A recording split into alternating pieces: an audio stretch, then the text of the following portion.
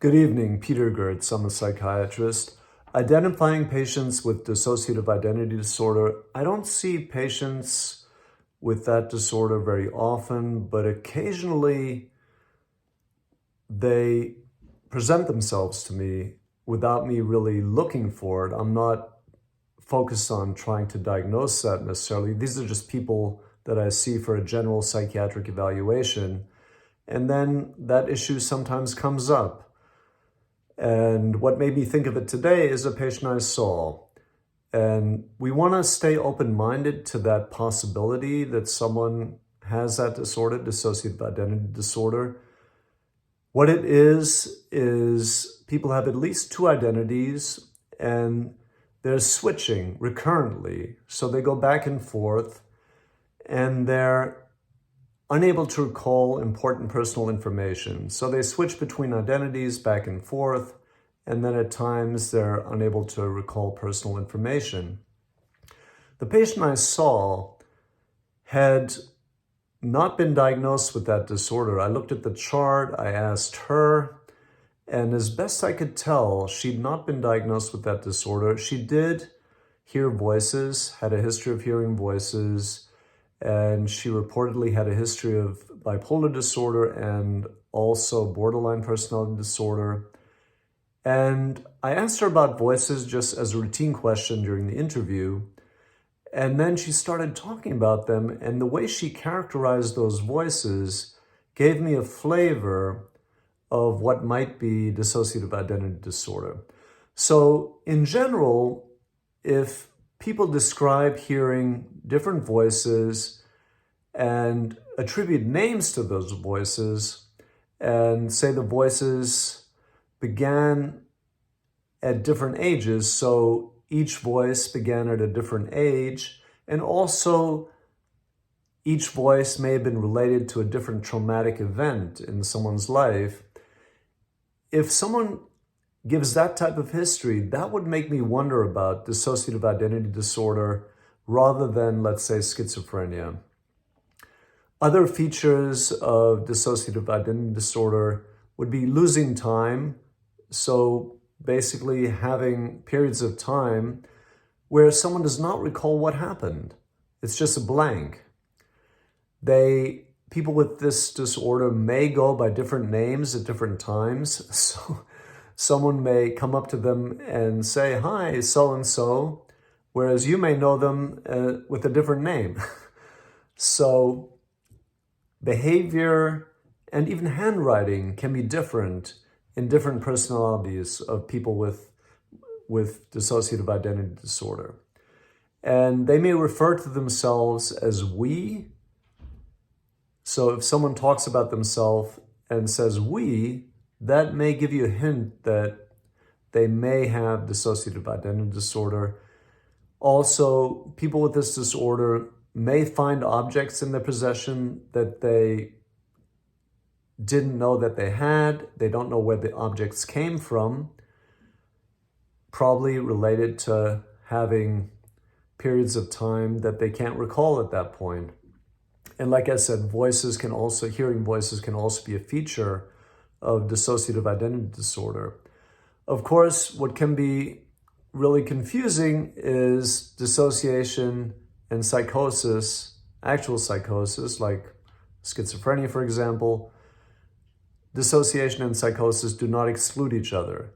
So someone can have dissociative identity disorder, but potentially be psychotic. For example, if they have dissociative identity disorder but use methamphetamine, they may become psychotic. Or even inherently, it seems conceivable for someone to have dissociative identity disorder, but then additionally have a psychotic disorder. Nowadays, quite a bit of attention, and also over the years, a lot of attention has been focused on dissociative identity disorder. It used to be called multiple personality disorder. There's a lot of curiosity and interest about the disorder. In movies, for example, people have been portrayed who have that disorder. And potentially then the disorder can be sensationalized. Now, we want to trying to avoid that distracting from the fact that the main issue, at least to me, the main issue of that disorder is that people are really suffering. They're in a lot of emotional pain.